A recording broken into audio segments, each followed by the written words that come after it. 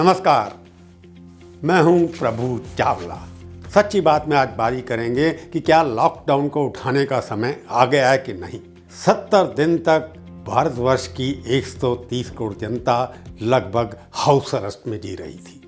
बसें बंद थी, हवाई जहाज बंद थे, गाड़ियां बंद थी, घर से बाहर निकल नहीं पाते थे लोग, दुकानें बंद थी, पटरी वाले अपने घर में बैठे हुए थे और लगभग 20 से 50 लाख मजदूर पैदल सड़कों पर जा रहे थे अपने काम की तरफ से। कुछ करने के लिए नहीं था। सारे देश के अंदर अर्थव्यवस्था का सत्यानाश हो गया था क्योंकि ऐसी बीमारी ने इस देश के ऊपर आक्रमण किया बाकी देशों के साथ जिसका कोई इलाज किसी के पास नहीं था। क्या लॉकडाउन करना एक इलाज है?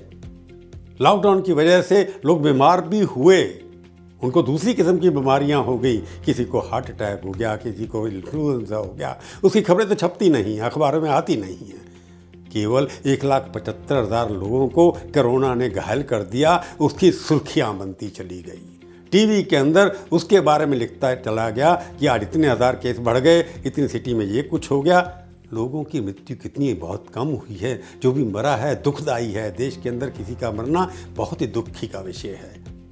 6,600 या 6,700 लोगों की मृत्यु हुई, भयावह मृत्यु हुई, नहीं होनी चाहिए थी।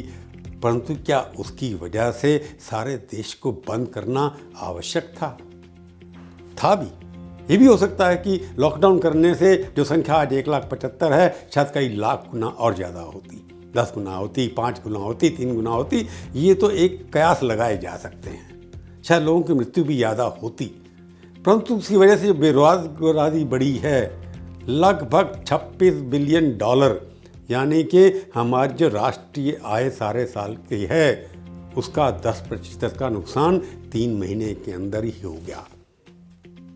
2,10,000 करोड़ जिसका घोषणा की प्रधानमंत्री ने 20 लाख करोड़ देंगे, इतना तो नुकसान वहाँ पर हो गया। उसकी वजह से बेरोजगारी होगी, किसी के पास खाने के लिए पैसे नहीं हैं, किसी के पास जॉब नहीं है, दुकानदारों ने दुकानें बंद कर दी, बड़ी बड़ी सरकारों ने, स्टेट गवर्नमेंट ने अपने एम्प्लॉयज़ की तनख्वाह भी कम कर दी। भारतवर्ष के इतिहास में कभी नहीं हुआ कि सरकार अपने कर्मचारियों की तनख्वाह कम करती है। केरला में हुआ। केंद्रीय सरकार ने भी कई चीज़ें मना कर दी देने से कि हम आपको पेंशन नहीं देंगे, आपको कुछ और सुविधाएं जो मिलती थी वो नहीं देंगे। तो जहाज खाली चलते चले गए, पैसा लोगों के हाथ में नहीं था, पार्टियां बंद हो गई, रेस्टोरेंट बंद हो गई, सड़कों पर आवागमन बंद हो गया। उसका नुकसान क्या हुआ? गाड़ियां बिकनी बंद हो गई। मारुति जो कितने साल से नंबर 1 कंपनी है, 3 महीने के अंदर गाड़ी नहीं बना पाई, काम शुरू किया। स्कूटर, साइकिलें सब कुछ बनना बंद हो गई। सड़क के ऊपर जो अपना एक खोमचा लगाता था वो दिखाई नहीं देता था। तो अर्थव्यवस्था को एकदम जकड़ दिया लॉकडाउन से, जिससे अर्थव्यवस्था के अलावा सोशल टेंशन बढ़ती चली गई। सोशल डिस्टेंसिंग तो हुई, लोग एक दूसरे से दूर रहने लगे। भारतवर्ष के लोगों के अंदर इतना डिसिप्लिन कभी नहीं देखा गया था जो इस बार देखा गया। जब आपने कहा कर्फ्यू लगा दिया तो बहुत कम लोगों ने उसका उल्लंघन किया। देश भर के अंदर 700 से ज़्यादा ज़िलों के अंदर बहुत लोग घर से बाहर निकले। ऐसे लोग निकले भी क्योंकि वो घर में बंद रहते थे, उनके पास रहने का साधन नहीं था, खाने पीने के लिए भोजन नहीं था। ऐसे ही लोग अपने घरों से बाहर निकले और सड़कों पर आ गए। सारे विश्व के अंदर लगभग 60 लाख केसेस हैं आज हैं, उसमें 3.5 लाख की मृत्यु हो चुकी है। परंतु भारत की स्थिति बहुत अच्छी है। 130 करोड़ की जनता में इतने कम लोगों को कोरोना वायरस हुआ है क्योंकि हमारी इम्यूनिटी ज़्यादा है। हो सकता है लोग कहते हैं कि टेस्टिंग कम हुई है, हमारे यहाँ 25 लाख से ज़्यादा टेस्ट हो चुके हैं, जो काफ़ी देशों के मुकाबले बहुत ज़्यादा है। हमारे यहाँ 10 लाख लोगों के पीछे 3 केस ऐसे हैं जिनको कोरोना से भारती है। और यूके के अंदर यानी कि इंग्लैंड के अंदर 558 लोगों को ये बीमारी लगी है। हम लोग अच्छी स्थिति में हैं, परंतु लॉकडाउन उन कंट्रीज़ के मुकाबले में बड़ी सख्ती से यहाँ लागू किया गया है। यहाँ की आर्थिक स्थिति, यहाँ का आर्थिक ढांचा, यहाँ का सामाजिक ढांचा बाकी देशों के मुकाबले में बहुत कम है क्योंकि उनके पास पैसा भी है, लोग कम अपने पास रहते हैं, उनकी अर्थव्यवस्था अच्छी है, अफोर्ड कर सकते हैं। परंतु यहाँ पर मजदूर का अगर पैसा नहीं मिलेगा तो कहाँ जाएगा? तो लॉकडाउन से ये है कि कह सकते हैं कि बीमारी कम हो गई है, परंतु लोगों की आर्थिक बीमारी बढ़ गई। लॉकडाउन से दूसरी बीमारी कम होगी, आर्थिक बीमारी के कारण यहाँ पर जो है पेशेंस जो लोगों की होती है वो समाप्त होनी शुरू हो गई है। अब जबकि समय आ रहा है कि लॉकडाउन को हटाया जाए या ना हटाया जाए।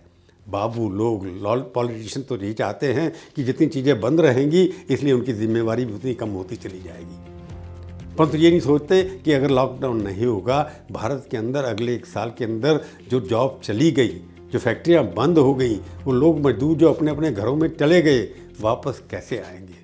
मकान बनने बंद हो गए, 1 करोड़ के लगभग मकान बने हुए हैं जो इनकम्प्लीट हैं, जो के लिए तैयार हैं, वो तैयार कैसे चलेंगे। तो ये समय इस वक्त आ गया है कि लॉकडाउन को हटा करके भारत को एक इस बीमारी के साथ रह करके जीना होगा। HIV कहते हैं जिनको आप, उसके भी इतने सारे मरीज सारे वर्ल्ड के अंदर हैं, उनकी मृत्यु ज़्यादा होती है। अभी भी पिछले 2-4 महीने के अंदर बाकी बीमारियों से 4 गुना लोग ज़्यादा मर गए हैं।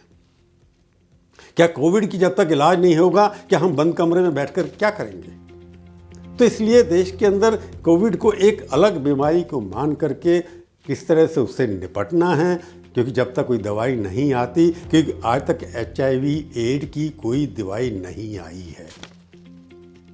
बढ़ते जा रहे हैं केस, कंटेन हो रहे हैं, मरते नहीं हैं लोग। उन्होंने समझ लिया कि किस तरह से इसको निपटारा करना है, किस तरह से दूरी रखनी है। उस तरह मेरे को लगता है कि कोविड को निपटने के लिए यही तरीका है कि कोविड को मान करके चलिए। वो आपका दुश्मन आपके दरवाजे के बाहर खड़ा है, झाँक रहा है, कभी भी अंदर घुस सकता है, परंतु उसका अंदर घुसने के लिए आप जब तक आर्थिक दृष्टि से स्वस्थ नहीं होंगे, क्या एक बीमार देश, छोटा बीमारी से देश अपनी गरीबी के अंदर जी सकता है। अगर वो बीमारी से नहीं मरेगा तो आर्थिक गरीबी से मर जाएगा। समय आ गया है कि हम लॉकडाउन को पूरी तरह से ख़त्म कर दें। जो ज़रूरी चीज़ें हैं, सोशल डिस्टेंसिंग है, किस तरह से रखना है, वो एक हमारे हिंदुस्तानियों ने दिखा दिया, उसका पालन किया है। जो मिनिमम आपने बंदिश लगानी है उसको लगा करके आगे बढ़िए, देश पीछे नहीं देखेगा। इसलिए देश को बीमारी से तो रोकना ही है, परंतु अर्थव्यवस्था से बुरी अवस्था जो बेकारी होने वाली है, बेकारी होने वाली है, उससे बचाने के लिए लॉकडाउन को उठाना बहुत ही ज़रूरी है। ये हुई ना सच्ची बात।